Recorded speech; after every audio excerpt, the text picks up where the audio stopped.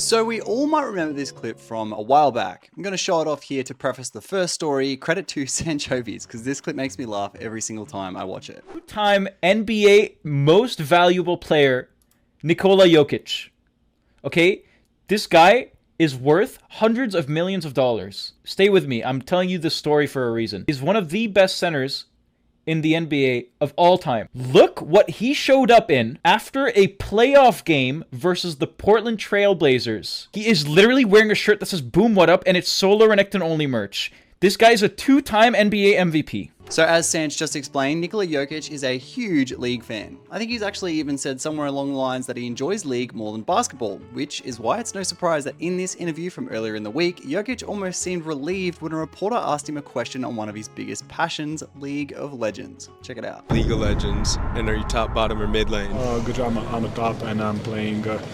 Who I'm playing right now? Urgot, Ilaoi. I'm gonna say those two. Really wholesome stuff. Dude just wants to retire to a farm and play solo queue all day. Moving on, we have some more LP changes coming. From the patch notes, we see Riot wasn't really happy with plus or minus 28 LP or so, and said it was causing lower players to climb too high through streaks. So they're tapering it back to around plus or minus 25 or so. So if in the near future your LP gains drop, this is the reason why. Along with those system changes, we have a camera change for Summoner's Rift. The red side offset option has been adjusted to show more vision on the bottom of the screen compared to live. As we can see in this screenshot, Lucian is positioned slightly higher to reveal the Annie. This will increase visibility for those who use per side camera offset. If you don't use this option, nothing will change. Moving on, 2023 Rank 1 EU West, Fiora player Potent just won a 1v5 against bronze players. I don't think he's released his own video on his channel yet, so here's a clip from a stream that was spectating it. Their links and Potents will be in the description below. Nice!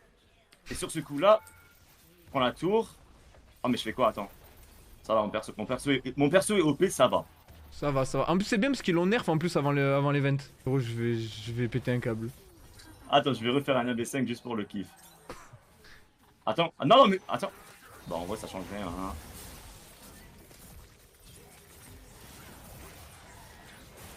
Ah, parade. Wow. Viens là, toi.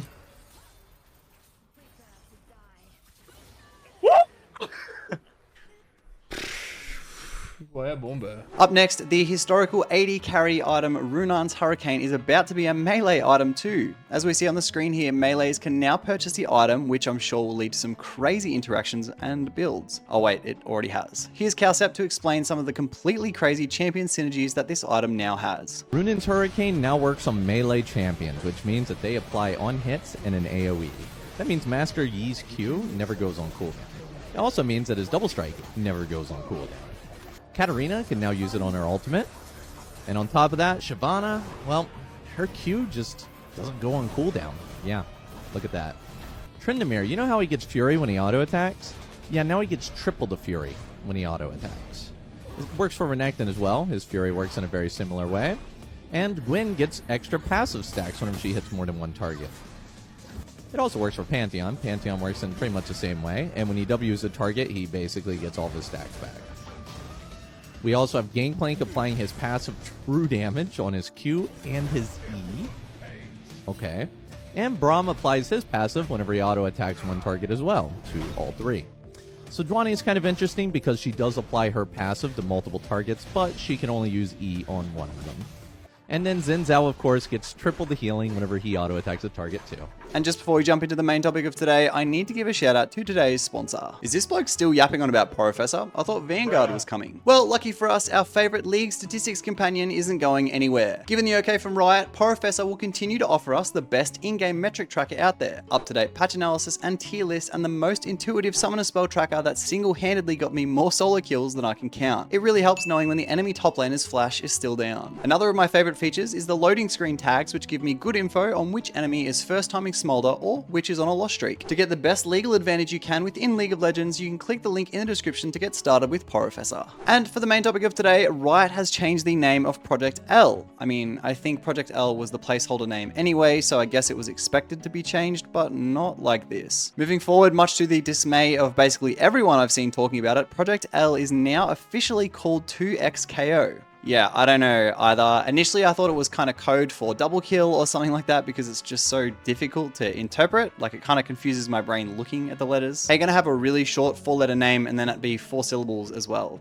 It also doesn't really roll off the tongue, nor is it fun to say or even really that good to look at. To me anyway, it kind of reads like Tuksho, as if the X is a hidden letter and the KO doesn't actually mean knockout. Either way, Riot has indeed confirmed multiple times that it is indeed 2x KO, highlighting the main gameplay mechanic being a 2v2 fighting game, hence 2 knockout. But they didn't really address how it is expressed in other languages. Across the internet, there has been basically nothing but backlash about the name change. The top comments on Reddit were, a person was paid to found this name and another to approve it, and I've got to find whoever was in charge of this name change and congratulate them in person on making the absolute worst name change in history. To all of this backlash, 2XKO executive producer Tom Cannon had this to say. Naming is hard. I actually didn't really dig the names of past projects at first, Evo, Radiant, Rising Thunder, but they grew on me over time. The team worked really hard to land on 2XKO and I loved it right away. Glad so many of you do too, which I don't know how many of us love it. So far, it doesn't seem like Riot's going to be changing it and the only addressal has come from Tom, so I think most people will stick to calling it Project L. I mean, at least I think I will anyway. But of course, I want to know what you guys think. Do you actually like the new name? And I actually want to know, what would you call it if you could change it? Let me know in the comments below, and for more League news, be sure to subscribe.